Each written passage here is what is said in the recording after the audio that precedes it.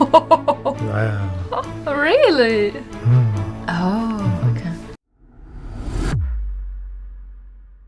Namaste World Raisers, Sabine and Roger here. Let's watch Madhva and Dvaita Vedanta from the amazing YouTube channel Let's Talk Religion. So we are well aware of this channel. I think he started around the same time we did. Of course, he blew up much more rapidly because he's spot on. I watched a few of his videos. Excelente. So hit that like button.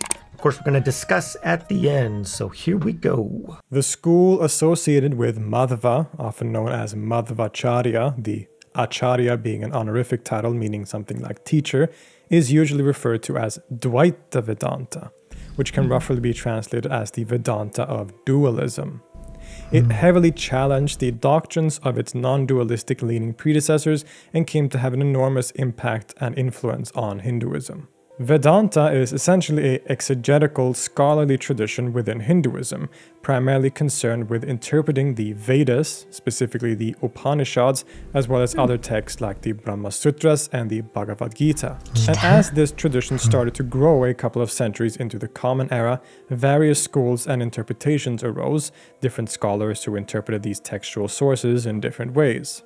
The Upanishads and Brahma Sutras, which is kind of a commentary on the first, as well as the Vedantic scholars, are concerned with a few key concepts. There is first the Brahman, the ultimate reality, the absolute or the one, the source of all things, including the different gods. Secondly, there is the Atman, or the self, both in terms of our individual selves, but also in the sense of a pure, transcendent, absolute, or universal self, the reality of pure subjectivity. And while all the scholars of Vedanta dealt with these themes and concepts, they interpreted them and their relationship differently. The first example of a systematized school of Vedanta is associated with the figure Shankara, who likely lived in the 8th century. His school, known as Advaita Vedanta, was monistic. Brahman, a reality entirely without attributes, is the only thing that is. All things are in fact Brahman, forming a total oneness, and all experience or appearance of multiplicity or of things, including the self, being other than the Brahman, is the result of avidya, ignorance, and maya, illusion. The second figure that we have explored, Ramanuja, didn't like this at all and spent much of his life refuting Shankara's school. Really? To him, Advaita robbed God, or Vishnu, of his rightful attributes and thus neglected rituals and devotional worship, or bhakti.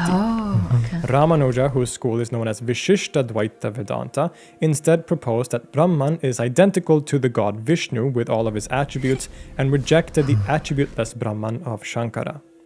The human worshipper needs God to be different from himself in order to worship him and receive his saving grace. However, he still held fast to a qualified form of monism by stating that all things are Brahman or Vishnu, but we are like parts of his body, he being the soul that moves the body.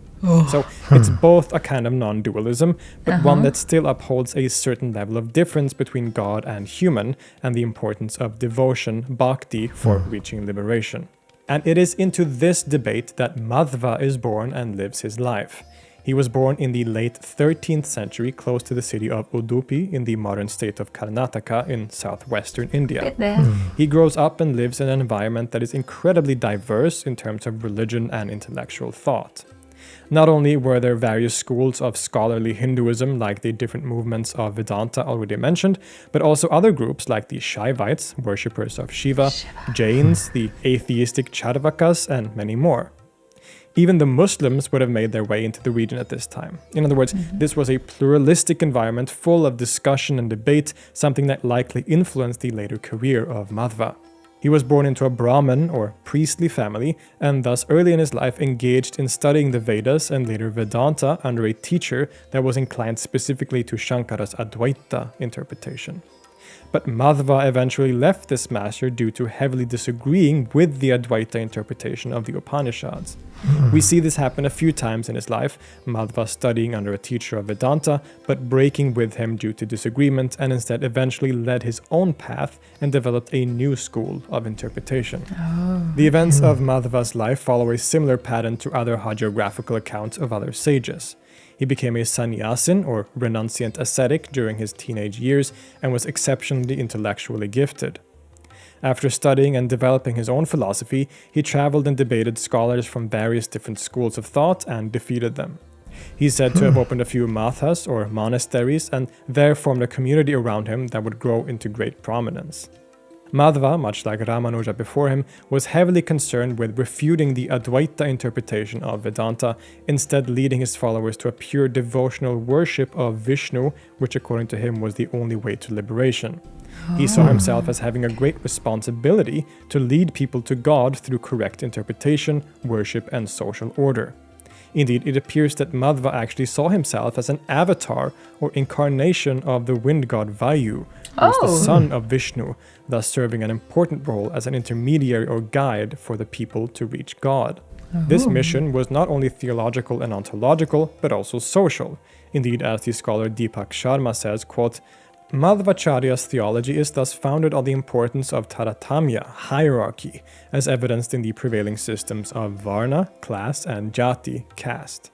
The centrality of social structure for Madhvacharya and maintenance of the status quo may be a reaction to the diversity and menace of rival Nastika, or non-Vedic traditions in medieval Karnataka. Like any good Vedantic scholar, Madhva wrote a number of important works.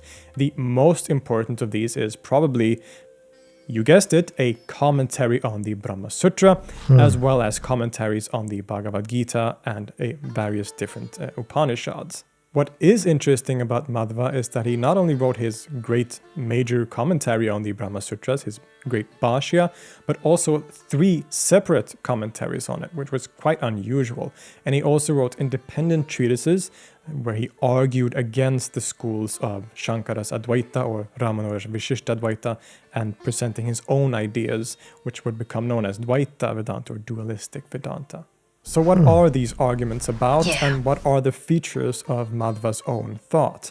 Well, as I said earlier, all of Vedanta is essentially occupied with the same themes, but they interpret them and their relationships in different ways. And we can zoom out and look at the indigenous religions of India generally and come to a similar conclusion.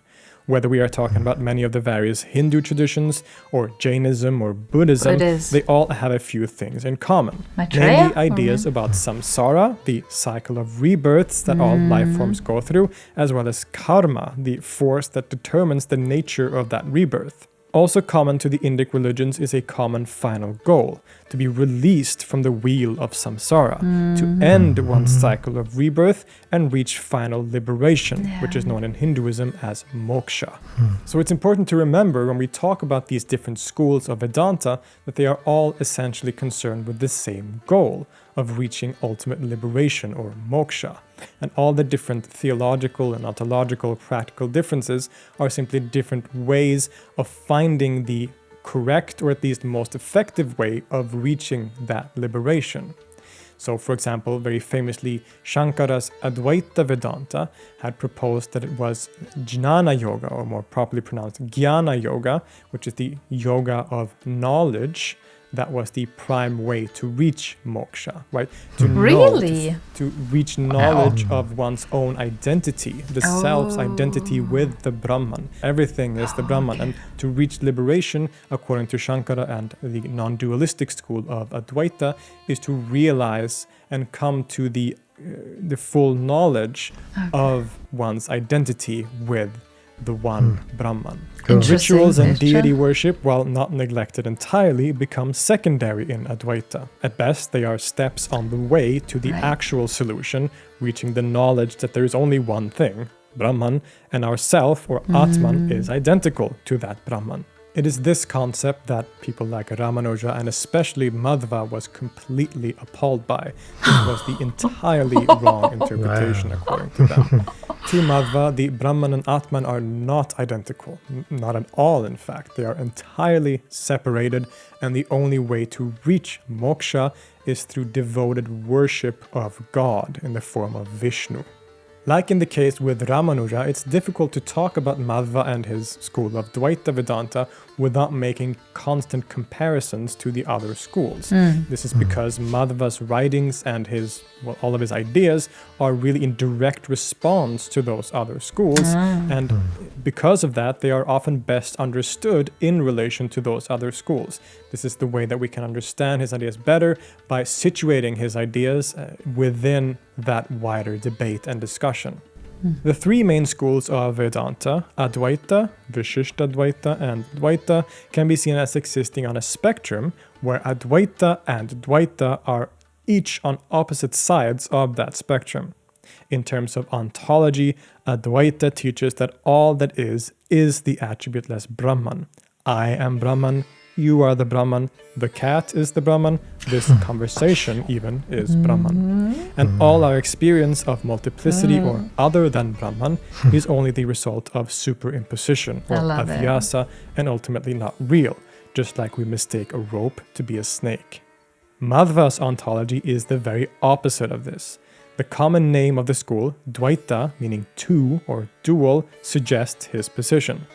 The world to Madhva is entirely dependent on God, or Vishnu, who is identical to Brahman. He essentially divides reality into two fundamental categories, things that are dependent and things that are independent.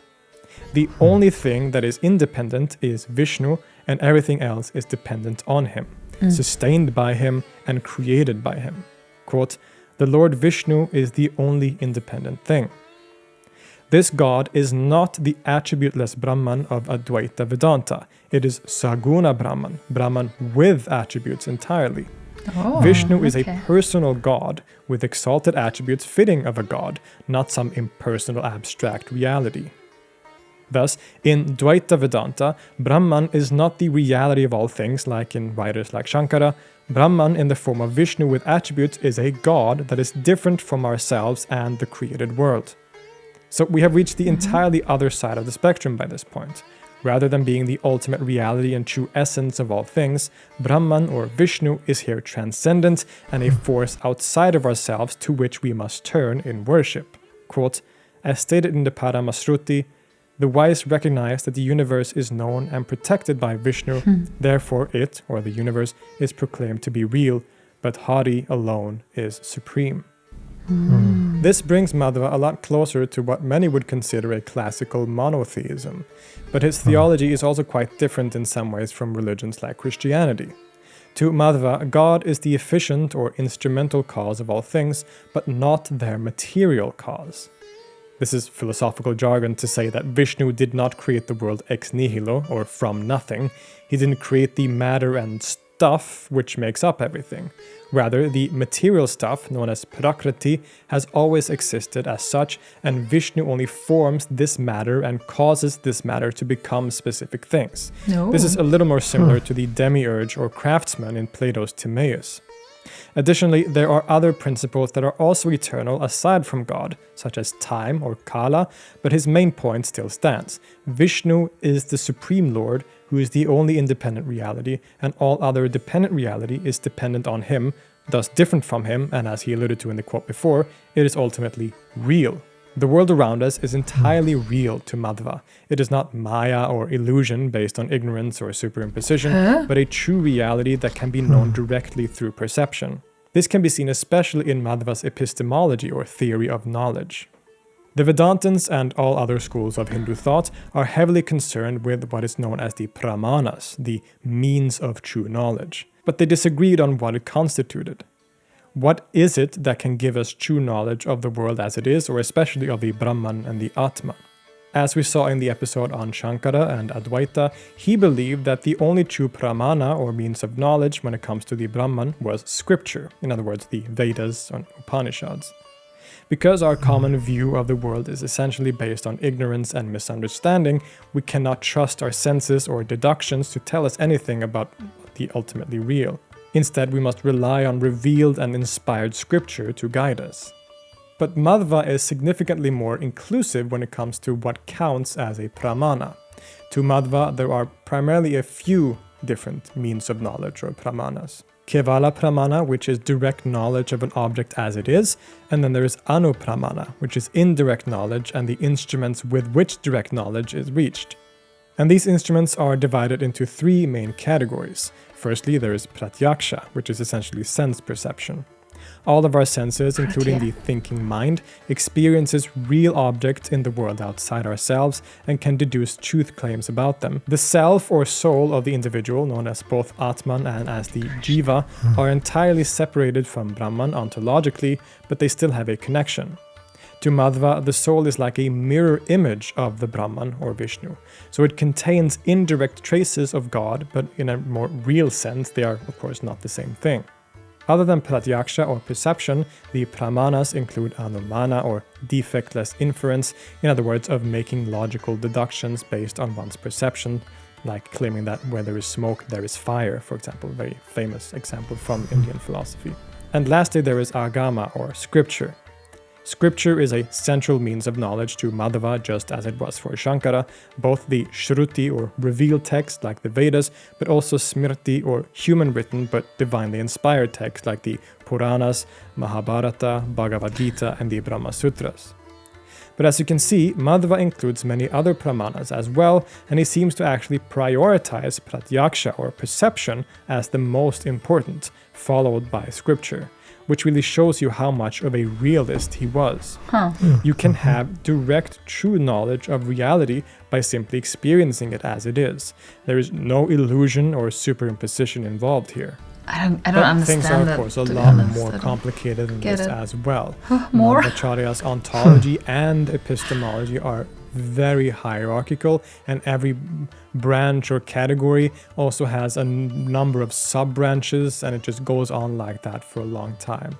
We're not going to get into the complexities of Madhva's many different categories and hierarchies today, instead focusing on his main arguments and the general statements that he makes. But if you're interested in studying this deeper, then check out the literature or sources in the description of this episode. So we've already established how Madhva differs from other thinkers like Shankara in some very fundamental ways. God or Brahman is full of infinite attributes. He is a personal God who is different from the world and sustains the world. The world itself is not Maya or illusion. It is absolutely real and can be known directly through things like sense perception. Thus, even though Madhva and Shankara are reading the exact same sources like the Upanishads and the Brahma Sutras, they are coming to very, very different conclusions. Interesting. And all this comes from Madhva's essential focus on worship and devotion, known as bhakti. Just like Ramanuja before him, Madhva belonged to the Vaishnavite tradition of devotional worship to the god Vishnu in particular, as well as his avatars and incarnations like Krishna and Rama. Shankara and the Advaitins don't belong to this tradition in the same way, which is what allows them to put a lower emphasis on devotion. But as a Vaishnavite, Madhva cannot accept this position. All these ideas that he has is aimed at the ultimate goal, to allow the person to have a proper view of the world, of God, and their relationship to each other, so that he can respond properly to his position in that reality and reach moksha, or liberation. But what is that response? And what is the role of the human being? Well, in a way, we've already answered that question. The role of the human being in this whole scheme is to devote his or herself to Vishnu and worship him. Quote, Bhakti, devotion, comes from knowledge of the greatness of God and is the strongest in all circumstances when compared to others. Moksha is achieved by this and in no other manner. Just like basically all other thinkers in Hinduism, Madhva is primarily concerned with reaching liberation or moksha, to be freed from the cycle of rebirths or samsara. And as we saw earlier, different schools of Vedanta interpreted how this goal is achieved in different ways. So Shankara's Advaita Vedanta said that it is jnana yoga, the yoga of knowledge, of knowing one's own identity with the Brahman and the Brahman's all-encompassing nature as the only reality that exists. But Madhva, as we've seen, was quite clear on the matter that it is only bhakti yoga, or the yoga of devotion, that ultimately leads to liberation. He doesn't say that bhakti is the only important thing, though. The other yogas, like karma yoga and jnana yoga, are still important steps on the way. One begins with karma yoga, the yoga of actions and rituals. Jnana yoga, that of knowledge, is a required step to reach true devotion. One must have proper knowledge about the nature of God and the self and the relationship, as being separate, for example, to be able to properly devote oneself to worship. But at the end of the day, these are only prerequisites that lead to the end goal and the only true way of being liberated, which is bhakti. Bhakti is devoted worship of God, in this case Vishnu, in pure love and adoration. Praying to God, making offerings, all the things that come with devotional practice, that is the only way to liberation. And even then, it's not like the human being has control over when moksha arrives. It isn't a case where one is devoted enough to God that there's some kind of point one reaches when there is sudden liberation. Instead, all the devotional practices only prepare the practitioner to receive the grace, or prasada, of Vishnu. It is ultimately God who decides when the person reaches liberation, further emphasizing the ultimate power of God over all things. Once this has been reached, the jiva can live a blissful existence without rebirth in a heavenly world that in itself has various different grades and stations in relation to closeness to Vishnu. Perhaps it is here that the great teacher Madhva himself resides. Not only did he, of course, reach moksha according to Dvaita tradition, but as we saw earlier, he was also considered the very avatar of the god Vayu. Indeed, according to the hagiographies, Madhva never actually died, but it is said that he simply disappeared one day, vanished to never be seen again. Wow. A fitting end, perhaps, to a figure that is as mysterious and charismatic as he was. Madhva's interpretation of Vedanta, which became known primarily as Dvaita Vedanta, became a significant intellectual force in Hinduism. His huge focus on devotional worship of a personal God that stood above creation was very attractive to a lot of people, and he managed to challenge the great schools of previous figures like Shankara and Ramanuja.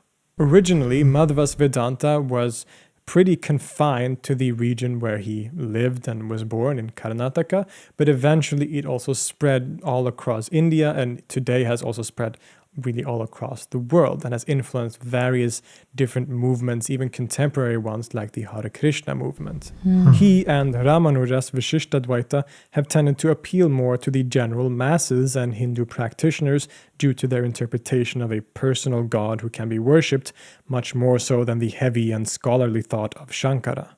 But all of these schools, as well as various other ones that we haven't talked about in this series, make up the diverse tapestry that is Vedanta and Hinduism.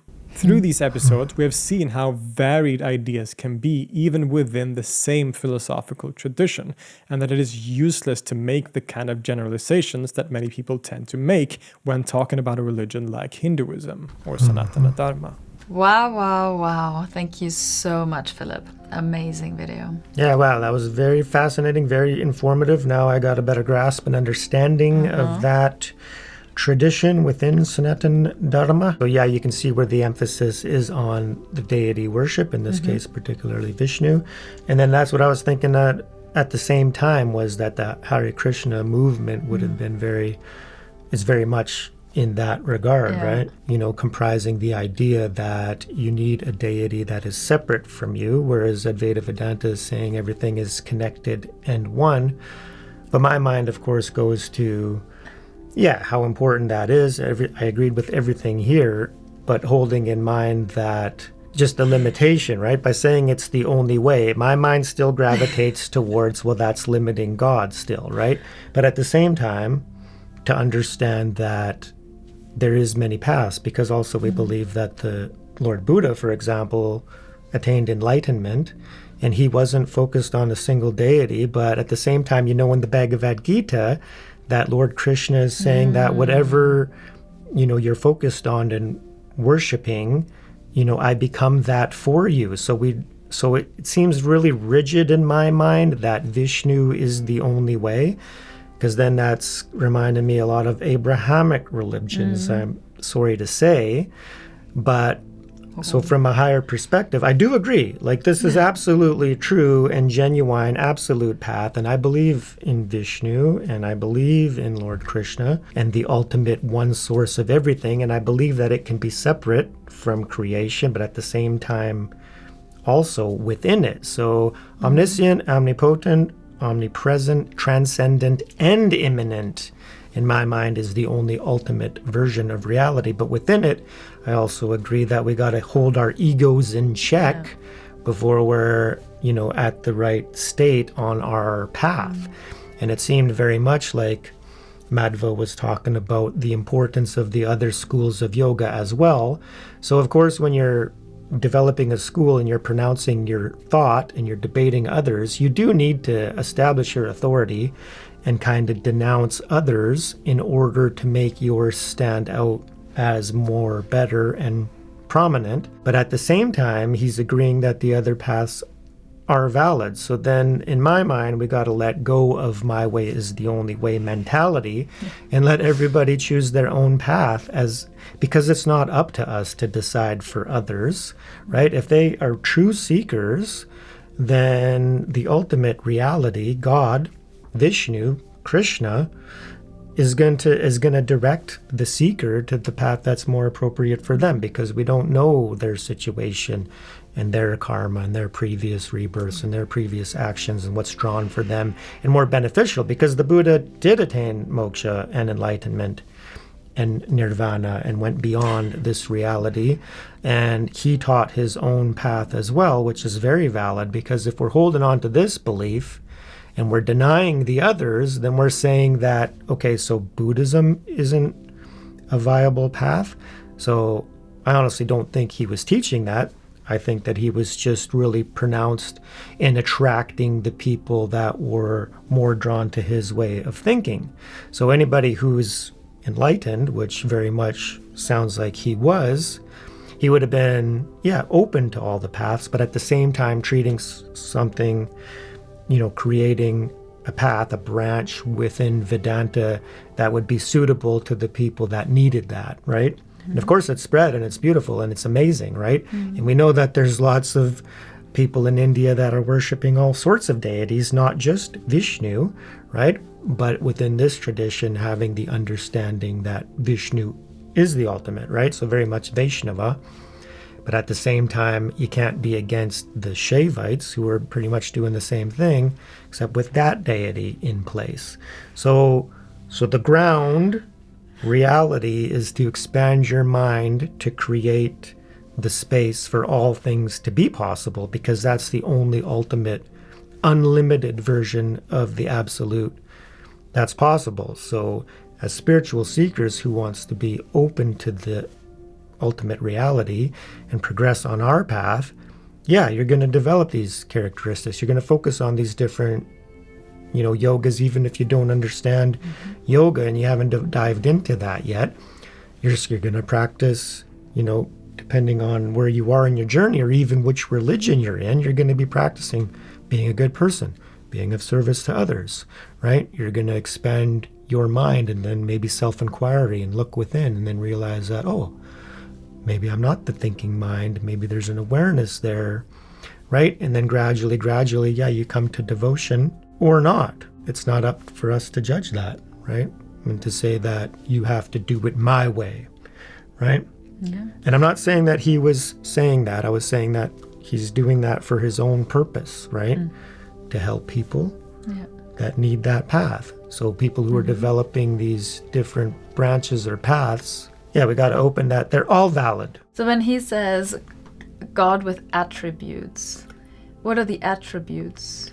Well, the attributes would be very much the Vishnu depicted there, really? Right? Like literally Vishnu depicted? Because that reminds me... That's like, even Krishna's known as the Supreme Personality of Godhead, right? So that's God with attributes, right? So whereas Brahman is totally attributeless. It's very much empty space, the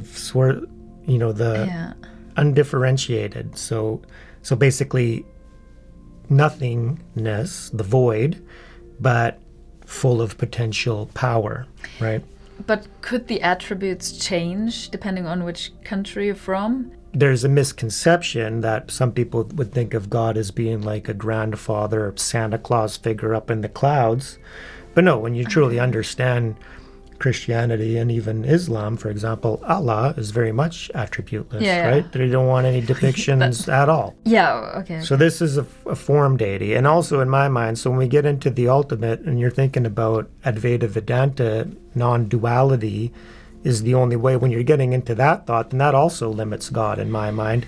So you got to understand that it can be both. When you're thinking about the highest, then you're getting into existence versus non-existence and what exists and what doesn't. And that's not up to us at this point in mind. If you still have an ego consciousness and you're the thinking mind, then you got to accept that there's just certain things that are beyond our capacity to comprehend. So then you got to be like, okay, beyond this physical universe, we also know in Vedanta that they're teaching that this is like 1/4%. All of the infinite material universes are still just 1/4 of the power of God.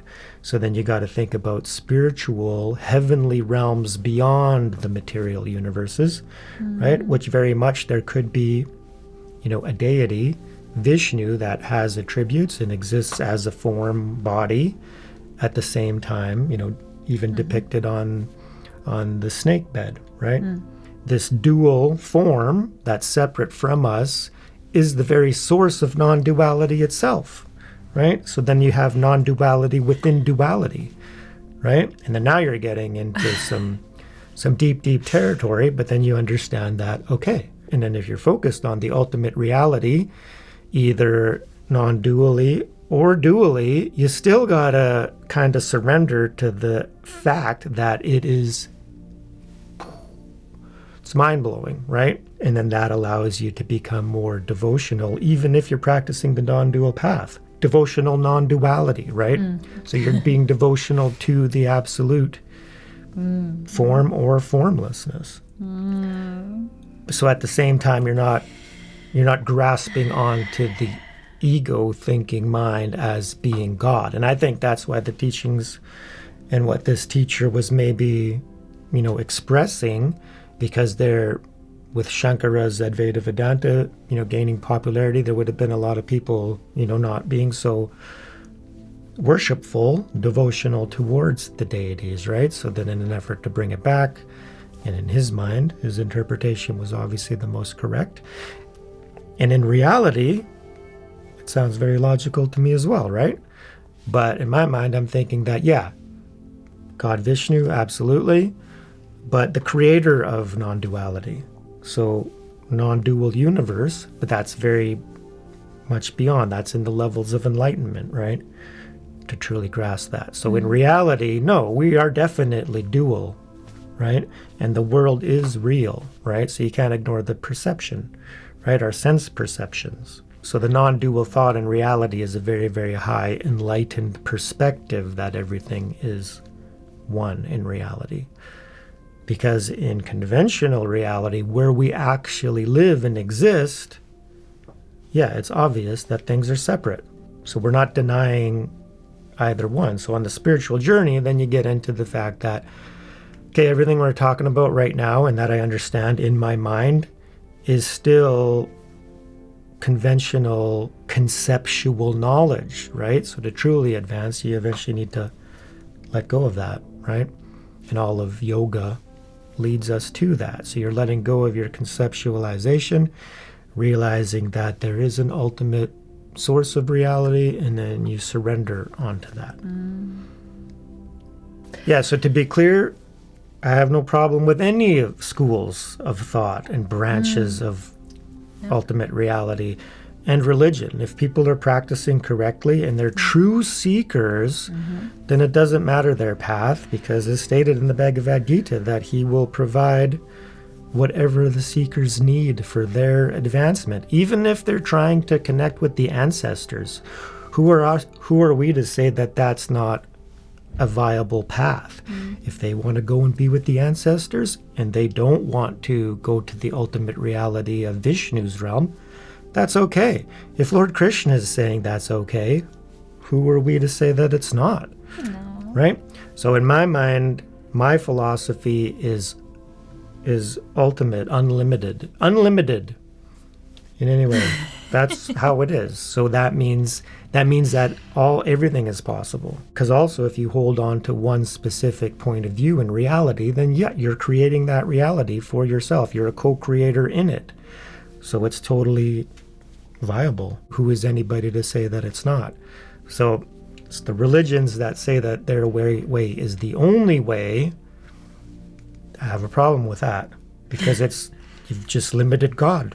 Okay, fantastic video. I'm so glad we finally covered duality teachings. Yeah. Advaita. May God bless you all. May you reach moksha in this lifetime or the next. Absolutely. And whatever your path you're on, go all the way. All the way. Peace.